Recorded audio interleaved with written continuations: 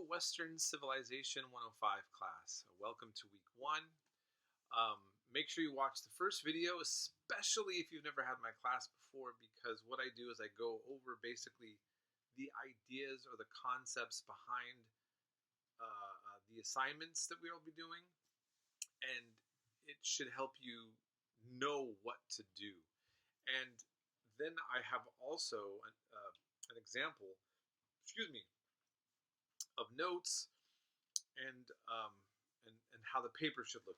And I will probably post another announcement later this week on Sunday papers, just to really help you know and understand what it is that you need to do. Um, if you ask anyone who's had one of my classes, most of them will let you know that I have a very consistent pattern in my routine for the class. There's no surprises. Um, I try to make the rules very clear.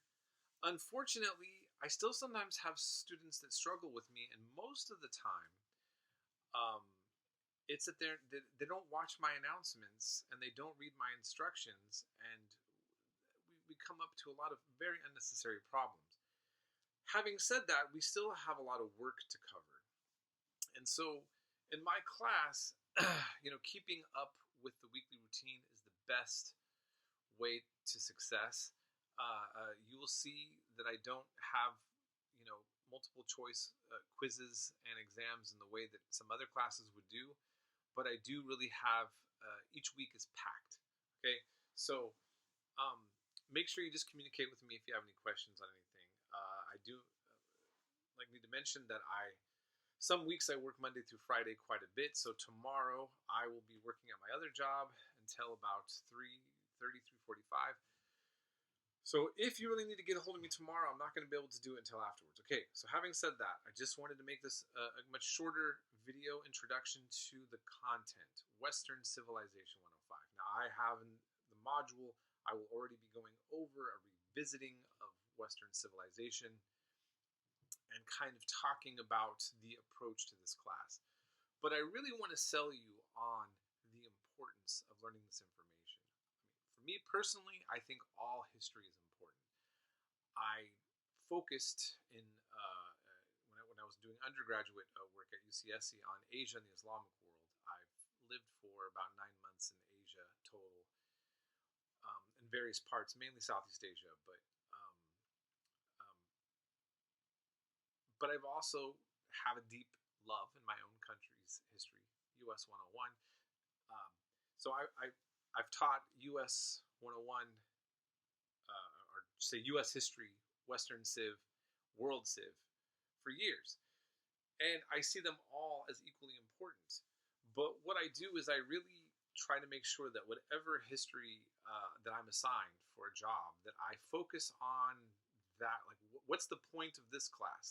Right? So if I was assigned a US history class, I do focus mainly on US history. If I'm given world history class, I try to focus on all the parts of the world that you're mainly not going to get in a class such as this one here. Now, but this is a focus on Western civilization. And the United States is a product of that.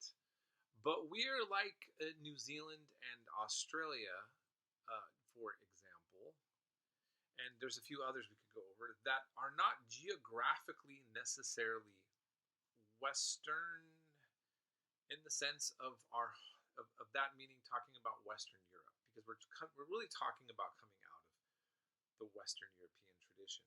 And then Eastern Europe has a very kind of complicated position in that. And I'm actually talking about Russia and then places like Poland, and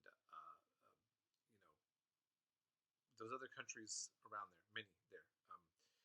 And so when you're looking at the world events that are taking place, I think we can all see that there are some very critical events that have been happening. And for some of my students, you may be directly affected by what is taking place. So we do have a current European war again right now, with Russia and the Ukraine, and with NATO and the United States so heavily arming Ukraine. We really are in a sort of unofficial World War III type of circumstance, and it can escalate much worse, or it can get resolved. And many people will have different opinions about this in the class. We will cover that more at the end, but what I'm trying to show you, what I'm trying to emphasize, whatever your politics are, whatever point of view that you have, your background, you really need to see the importance of understanding all the history that we're covering. And if you can really take the time and really think critically and get involved in, you know, not just glancing over, but really putting some mental work into the content that we cover in the semester, you will really be a much more informed person about some of the most pivotal issues that are taking place right now.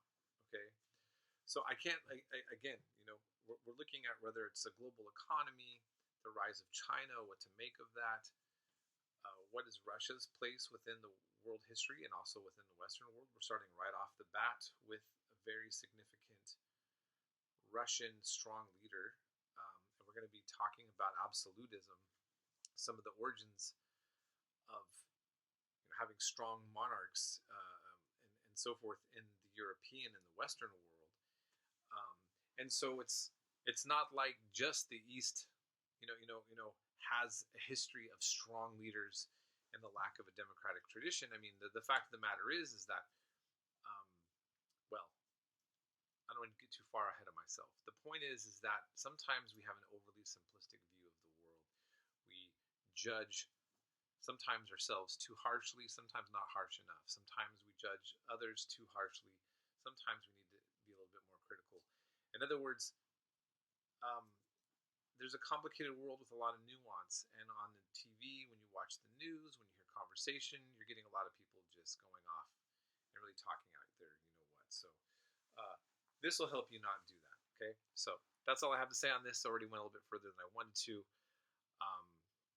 So let's get this week started. And I hope you're going to enjoy it, and contact me again if you have any questions.